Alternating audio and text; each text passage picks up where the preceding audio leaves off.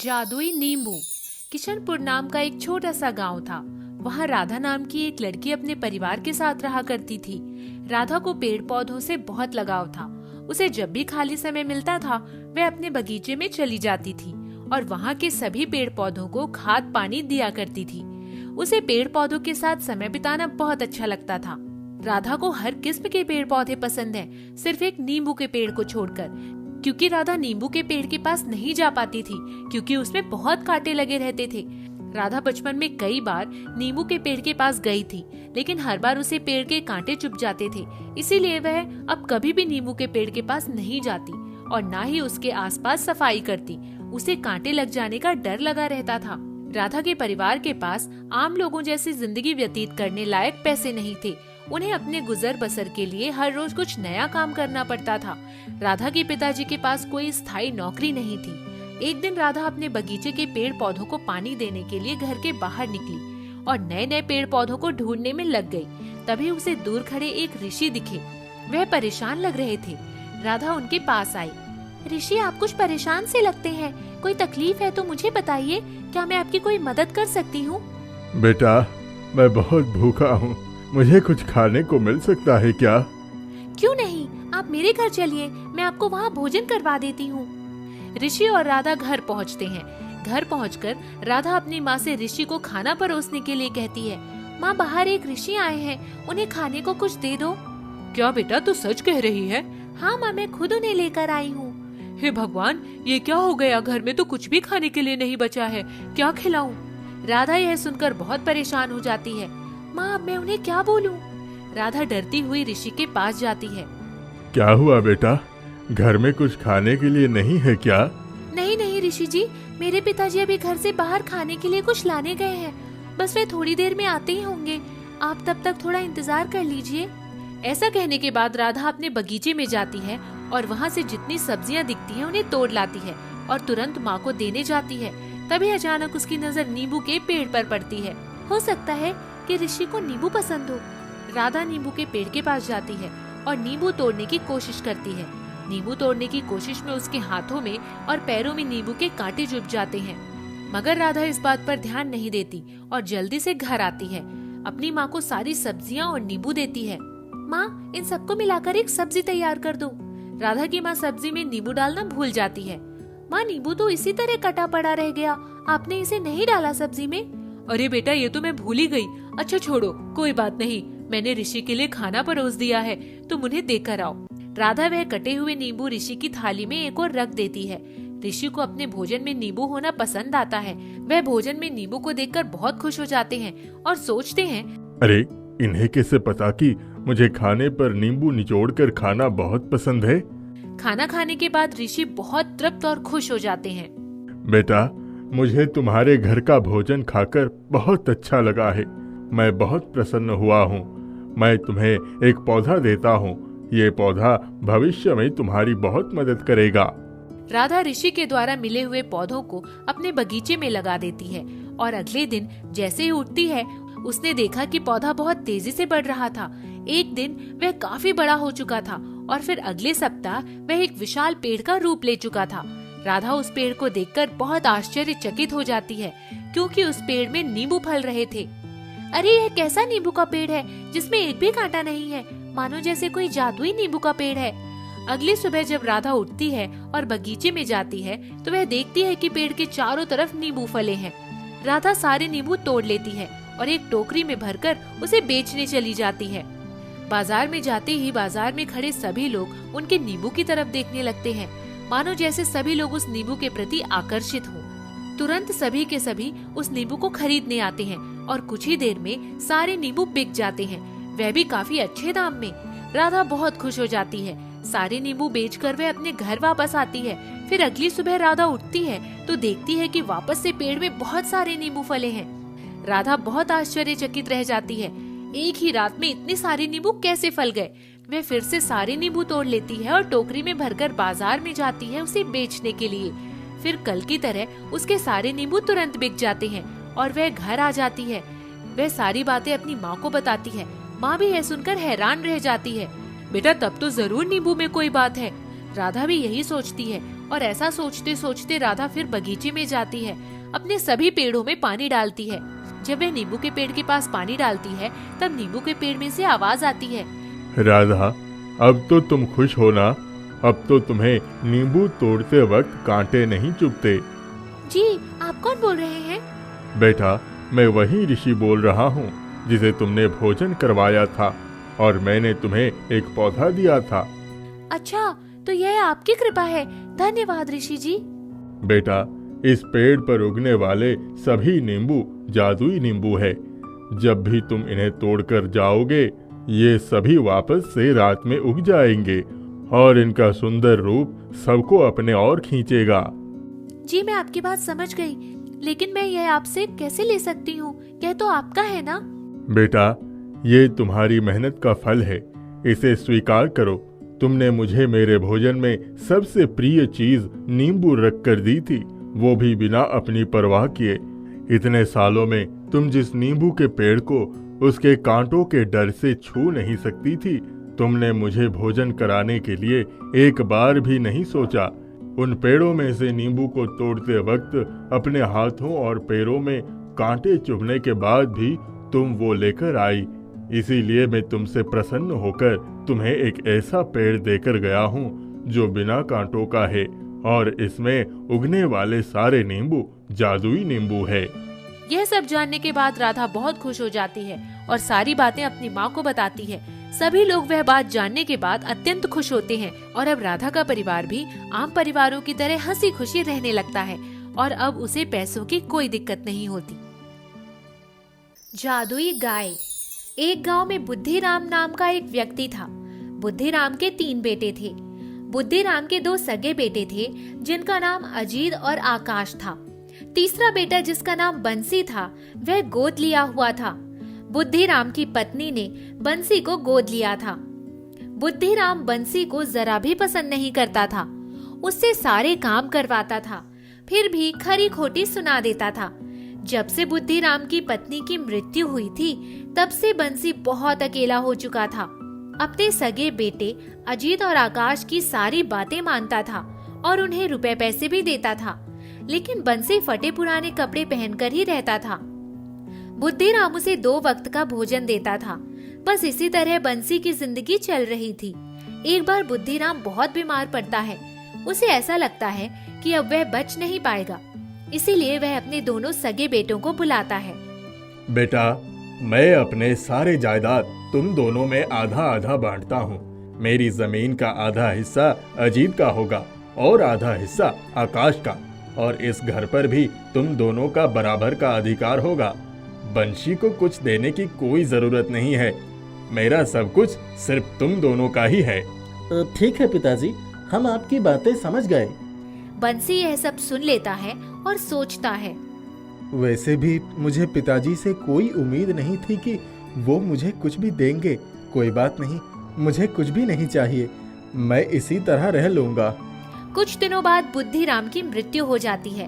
बुद्धिराम की मृत्यु के बाद अजीत और आकाश बुद्धिराम की जायदाद आपस में बांट लेते हैं। बंशी का क्या करे? सब कुछ तो हमारा ही है, फिर उसे हम इस घर में रहने क्यों दें? उसे अपने घर से निकाल देते हैं। हाँ भाई, मैं भी यही सोच रहा हूँ। अजीत और आकाश बंसी को धक्का मारकर घर से निकाल देते हैं और उसके साथ ही उसके फटे पुराने कपड़े भी फेंक देते हैं। भाइयों, आप लोग ऐसा क्यों कर रहे हो? मैं कहाँ जाऊंगा? कृपया मुझे इस घर में रहने दीजिए। आपके सारे काम मैं करूंगा, कुछ भी नहीं मांगूंगा, बस एक कोने में पड़ा रहूंगा। अरे नहीं नहीं, हमें तुम्हें अपने घर का एक कोना भी नहीं देना है। चलो उठाओ अपना कबाड़ा सामान और जाओ यहाँ से। जहाँ रहना चाहते हो वहाँ चले जाओ। बंसी रोता हुआ सारा सामान उठाता है और वहाँ से निकल जाता है। रास्ते में उसे उसका दोस्त चंदू दिखता है। बंसी चंदू से मदद मांगता है। भाई चंदू, मैं बहुत मुसीबत में हूँ, मेरी मदद कर दे। अरे क्या हुआ? तू इतना परेशान लग रहा है, ये सामान लेकर कहाँ जा रहा है? मेरे भाइयों ने मुझे घर से निकाल दिया है, अब मेरे पास कोई ठिकाना नहीं है। क्या तुम मुझे अपने घर पर कुछ दिनों के लिए रख सकते हो? क्या कुछ दिनों के लिए अपने घर पर? भाई, मैं मदद तो कर देता, लेकिन मुझे माफ कर दे। मैं तेरी मदद नहीं कर सकता क्योंकि मेरे घर पर पहले से ही मेहमान आए हुए हैं। मैं उन्हीं के लिए मिठाइयाँ खरीदने के लिए आया था, रास्ते में तू मिल गया। अच्छा ठीक है, कोई बात नहीं, तू जा मिठाइयाँ खरीद ले, मैं चलता हूँ। बंसी आगे बढ़ जाता है। तब चंदू कहता है, अरे बाप रे, इसे अपने घर पर रख लूंगा तो पता चलेगा वो दुष्ट आकाश और अजित मुझसे ही लड़ाई शुरू कर देंगे। राम राम। बंसी गांव में सभी से मदद मांगता है, लेकिन उसकी मदद कोई नहीं करता। हे भगवान, अब मैं क्या करूँ, कहाँ जाऊँ? बंसी जंगल में आता है और लकड़ियां काटकर जंगल में एक छोटी सी झोपड़ी बना लेता है और वहीं रहने लगता है। उसके आसपास खाने को कुछ नहीं था। उसकी हालत बहुत बुरी थी। वह रोज माँ को याद करके रोता हुआ सो जाता था। इधर अजीत और आकाश खेती करके आधे पौने धन आपस में बांट लेते थे। एक रात बंसी माँ को याद करके सो गया। तभी उसके सपने में उसकी माँ आई और उसने कहा, बेटा बंसी, तुम्हारी हालत देखकर बहुत दुख हो रहा है। मैं कुछ नहीं कर पा रही हूँ तुम्हारे लिए। इस बात का मुझे बहुत दुख है, लेकिन तुम चिंता मत करो। मैं तुम्हारे लिए एक गाय भेज रही हूँ। आज से वह गाय तुम्हारा सहारा बनेगी और तुम्हारे भविष्य को उज्जवल करेगी। सदा खुश रहो मेरे बेटे। बंसी इसे एक सपना समझकर सो जाता है। सुबह गाय की आवाज सुनकर उसकी नींद खुलती है। अरे, गाय की आवाज इतनी जोर से आ रही है, लग रहा है जैसे मेरी झोपड़ी के बाहर ही खड़ी है। बंसी झोपड़े के बाहर आता है। वहाँ सच में एक गाय खड़ी थी। वह देखकर आश्चर्यचकित हो जाता है। अरे, यहाँ तो सच की गाय है। इसका मतलब रात का सपना सच था। माँ ने मेरे लिए ये गाय भेजा है। धन्यवाद माँ, आप बहुत अच्छी हो। बंसी उस गाय को देखकर बहुत खुश होता है और तुरंत उसके लिए चारा काट लाता है और उसे खिलाता है। पूरे दिन बंसी अच्छे से भोजन खिलाता है। फिर शाम में दूध निकालता है। इसके दूध निकालकर खुद भी पी लूंगा और जो बच जाएंगे गांव में बेच दूंगा, जिससे थोड़े पैसे भी मिल जाएंगे। बंसी गाय का दूध निकाल लेता है।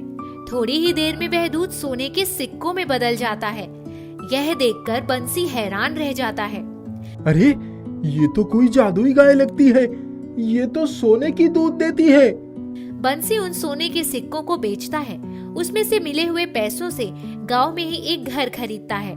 धीरे धीरे वह अपने सारे सपने पूरे करता है। वह गांव का बहुत अमीर आदमी बन जाता है।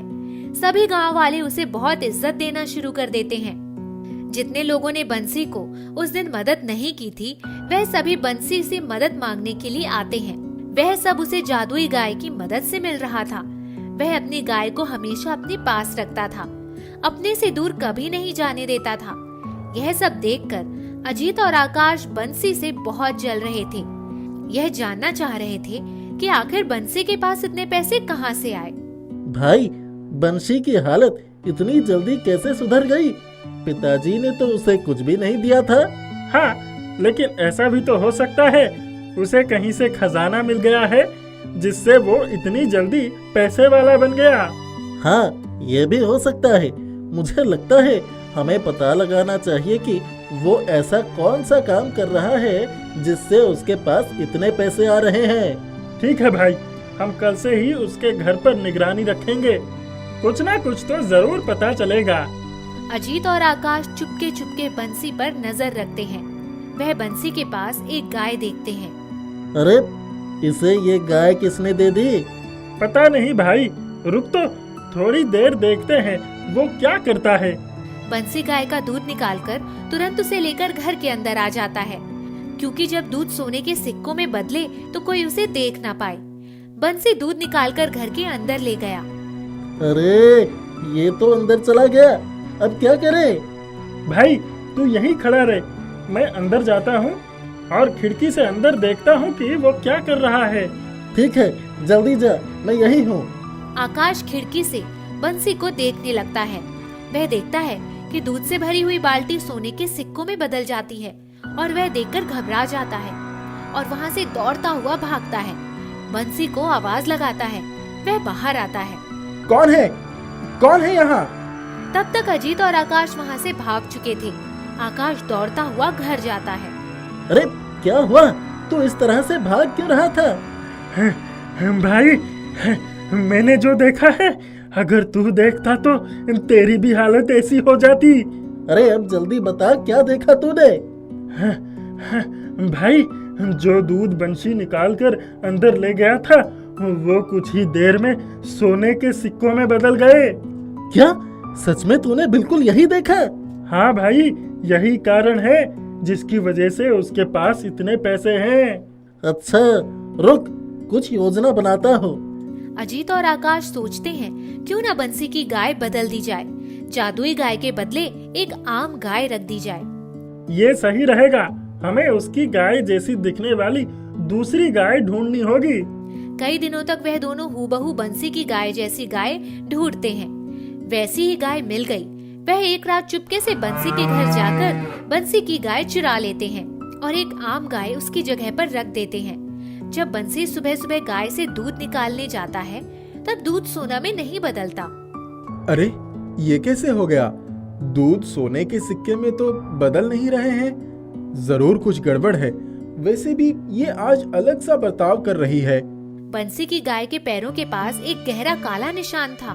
बंसी देखता है, वह निशान गायब है। ये गाय मेरी नहीं, जरूर किसी ने इसे मेरी गाय से बदल दिया है। इधर अजीत और आकाश जादुई गाय से दूध निकालकर इंतजार में बैठे थे कि कब दूध सोने में बदलेगा। कई घंटों तक दूध में कोई परिवर्तन नहीं आया। अरे ये दूध सोने में क्यों नहीं बदल रहा है? बंशी का दूध तो सोने में बदल गया था। तभी वहाँ बंसी आता है। अजीत भाई, ये इसीलिए हो रहा है क्योंकि ये मेरी जादुई गाय है। ये सिर्फ मुझे सोना देगी, सभी को नहीं। इतना कहकर बंसी हंसने लगता है। मुझे लगा ही था कि मेरी गाय आप लोगों के पास ही होगी, क्योंकि जब कल मुझे आवाज आई थी तो मैं बाहर आया था। आप भाग तो रहे थे, लेकिन मुझे पीछे से आपकी पीठ और कपड़े दिख गए थे। मैं समझ गया था ये जरूर आकाश भाई हैं। हमें भी सोने के सिक्के चाहिए, हमें भी दे। ये लीजिए, आप अपनी गाय रखिए और मुझे मेरी गाय वापस दीजिए। वापस कभी मेरे गाय को चुराने की सोचना भी मत। और हाँ, मुझसे कुछ भी मांगने से पहले एक बार पुराने दिन याद कर लीजिए, आपने मेरे साथ क्या क्या किया है। अब मैं चलता हूँ। बंसी अपनी जादुई गाय को अपने साथ लेकर चला जाता है और खुशी खुशी रहने लगता है।